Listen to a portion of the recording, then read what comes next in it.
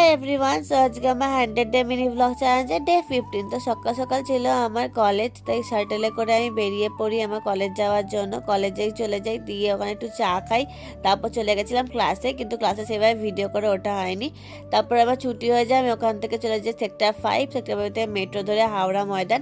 আমার কিছু বড় বাজারে কিছু কেনাকাটা ছিল, তো হাওড়া ময়দানের সামনেই কাকু তরকারি আর লুচি বিক্রি করছিল, তো আমি ভাবলাম এখান থেকে কিছু খেয়ে নিই, সকাল থেকে সেরকম কিছু খাওয়া হয়নি।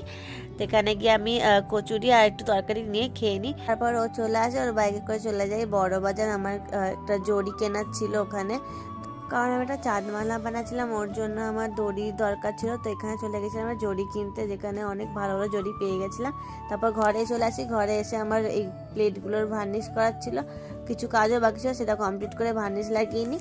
তারপরে চাঁদমালার আমার কাটিং বাকি ছিল, তো ওগুলোই করছিলাম। আজকে ভিডিও এই পর্যন্তই, তোমার সাথে নেক্সট ভিডিও দেখা হবে। Tata bye.